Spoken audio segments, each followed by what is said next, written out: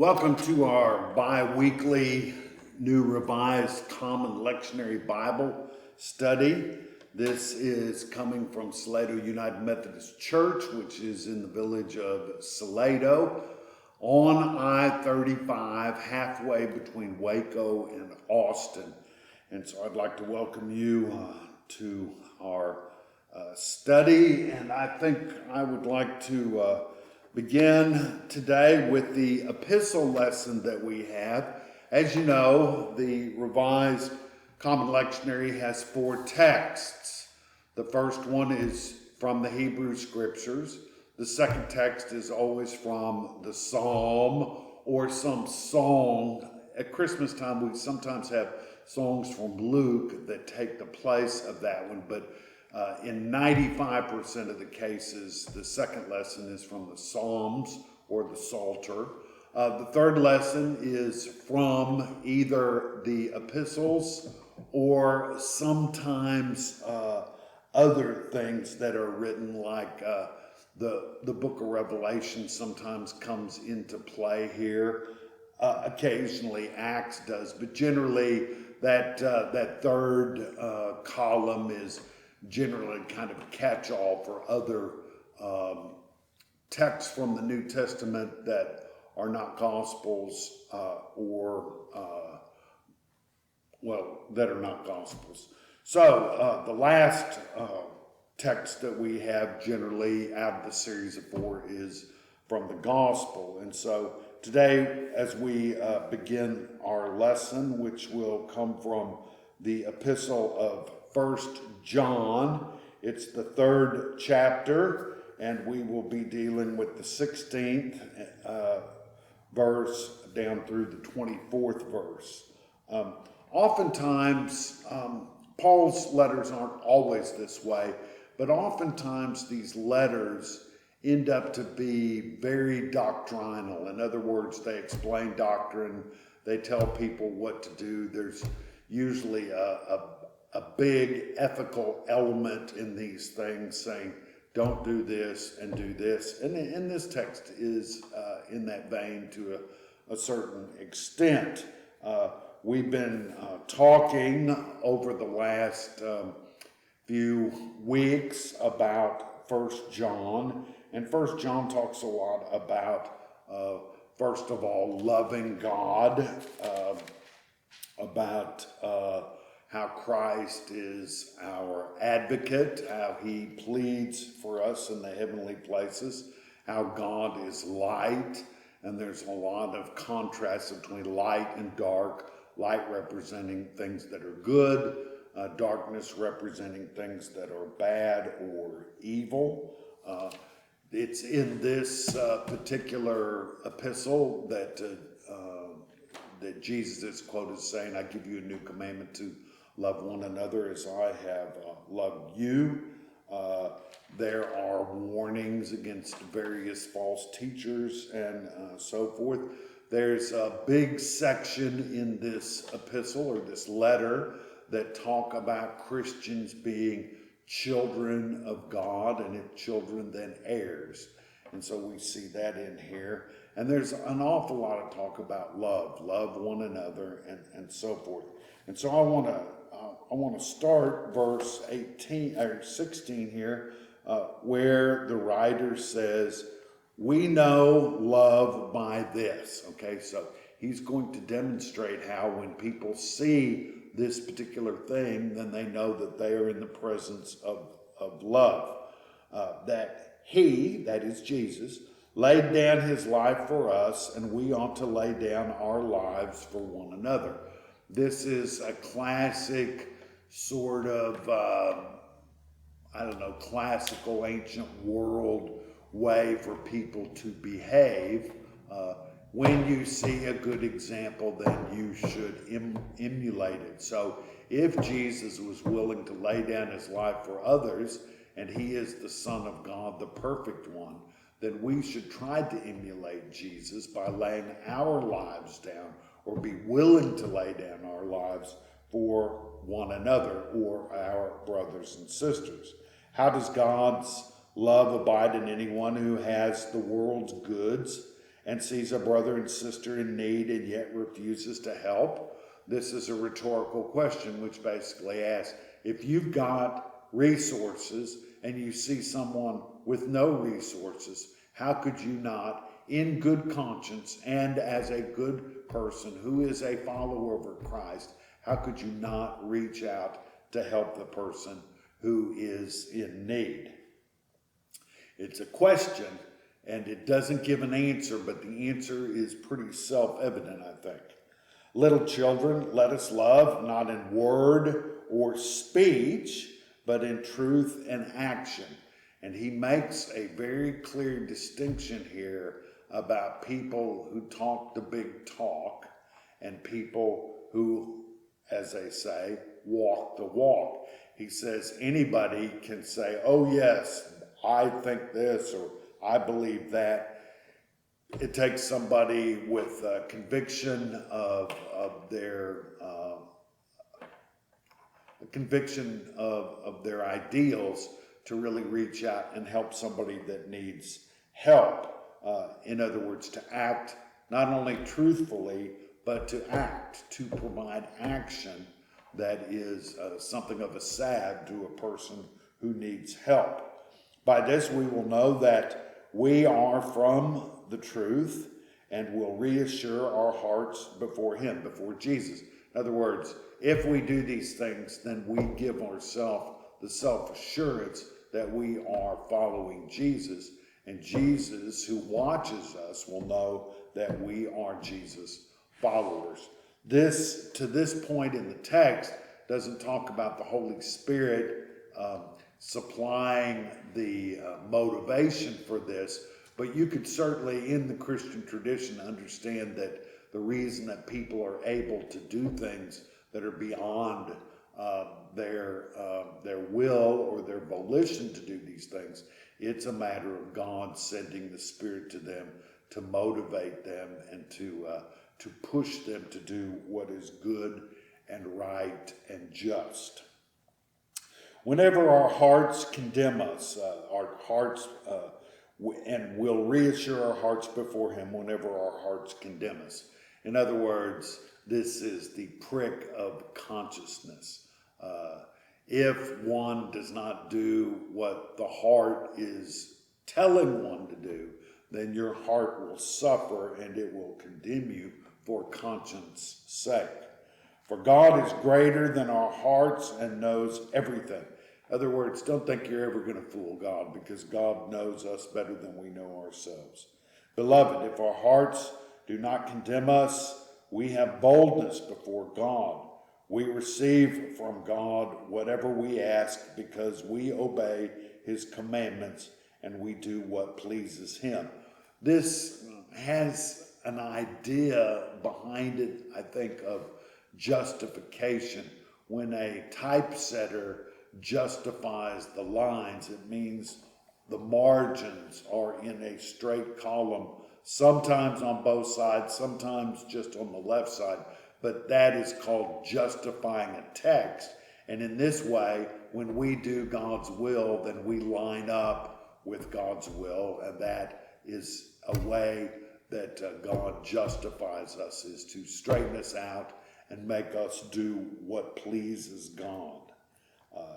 And this is his commandment, that we should believe in the name of his Son, Jesus Christ, and to love one another just as he commanded us. And you remember in the Gospel of John and in other places where Jesus tells his disciples, this is my commandment, that you love one another as I have loved you. No greater love has a person than this, just as he has commanded us. All who obey Jesus' commandments abide in him, and he abides in them. And by this we know that he abides in us, by the Spirit that he has given to us. There's the element of the Holy Spirit that is given to us, bequeathed to Christian people because of their faithfulness, their faith, their trust in God and God's power.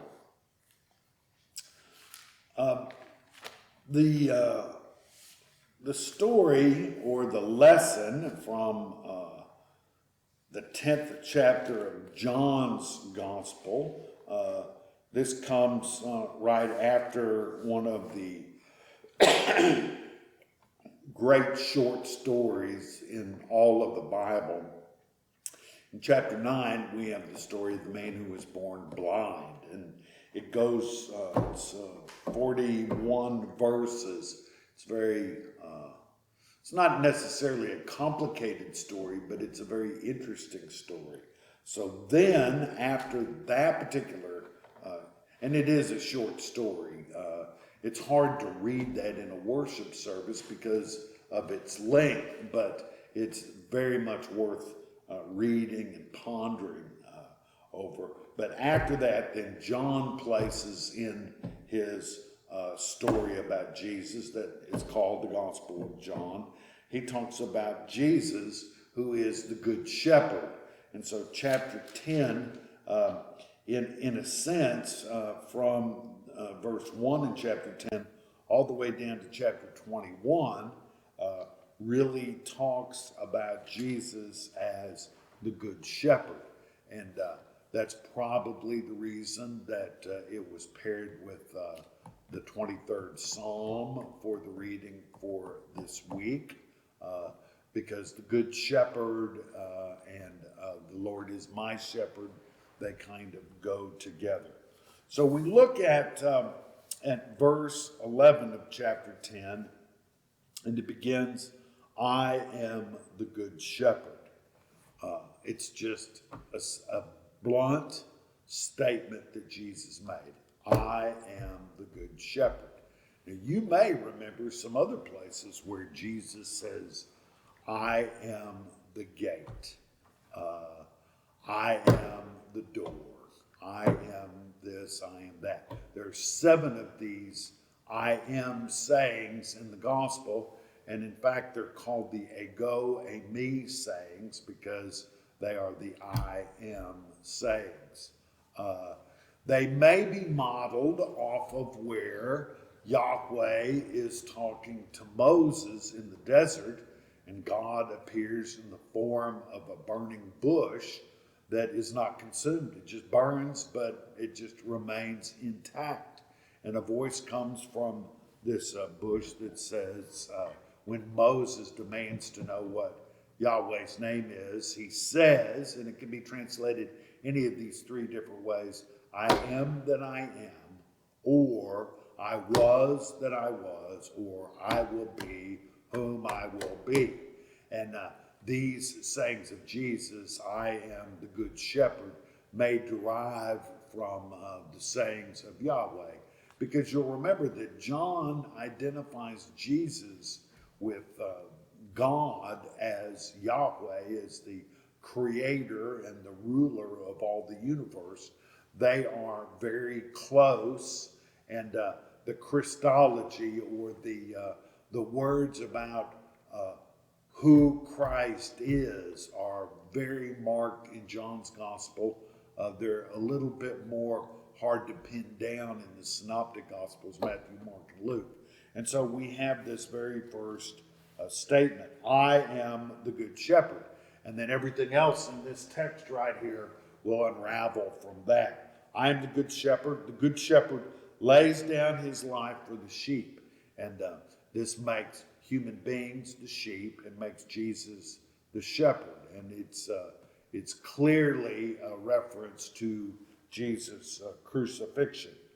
And then he compares the shepherd who deeply cares about the sheep, so much so that he will die on behalf of the sheep. John compares the good shepherd with the hired hand. Now, the hired hand is one that he's a day laborer, perhaps, comes along, and the owner of the flock says, take the sheep out, let them graze today, come back, and I'll pay you so much money as a promise to this one. So he says, the hired hand, who is not the shepherd and does not own the sheep, sees the wolf coming, and he leaves the sheep and runs away. In other words, he's a chicken. He is afraid of the wolves, and he abandons his charge, his the agricultural commodities he's been entrusted with because he's afraid. Or he doesn't want to get involved, or he doesn't want to put himself out, or he doesn't think much of the sheep. Whatever reason it is, he runs away. And then we're told, and the wolf snatches them and scatters them. In other words, the wolf or wolves come, kill some sheep, scatter the rest. They go to the four winds. And the hired hand runs away because he is a hired hand and he does not care for the sheep. So the business about the good shepherd, the number one thing that we can think about the good shepherd is that he certainly cares deeply for the sheep. Then in verse 14, we see the phrase repeated again that we saw in verse 11. And I'm talking about chapter 10 now of John's Gospel. I am the good shepherd. Okay, he says it again. I am the good shepherd. I know my own, and my own know me, just as the Father knows me, and I know the Father. And I lay down my life for the sheep. I have other sheep that do not belong to this fold. I must bring them also, and they will listen to my voice. So there will be one flock, one shepherd. For this reason the Father loves me, because I lay down my life in order to take it up again. Now here's a statement about Jesus not being a victim, Jesus choosing. And there's a sort of a paradox here, because on the one hand, Jesus says he does this of his own will. On the other hand, he does it because he wants to please his Father. No one takes it from me, but I lay it down of my own accord. I have the power to lay it down. I have the power to take it up again. I have received this command from my Father. And this is a perfect example about how John sees Jesus and God being so intermingled that it's hard to see space between them. They are so close to one another. And so God sends Jesus to be the good shepherd of the sheep. We are the sheep. Jesus lays down his life for us in accordance with the will of God. This is what God has sent Jesus to do, and Jesus picks up this task, and there's no argument from him whatsoever. And so this Sunday, the fourth Sunday of Easter, is a Sunday that we will talk quite a bit about sheep and shepherds. And I'm not sure, if you know very much about sheep, you don't see being called a sheep as something of a compliment, but at the same time, people tend to group themselves together and go in the same direction, much like a herd of sheep or cattle or buffalo might do. And so John uses that image, and it goes very well with that ego, a me saying, I am the good shepherd. So thank you for being with us today, and I look forward to seeing you next week or sometime in the future. Thank you very much.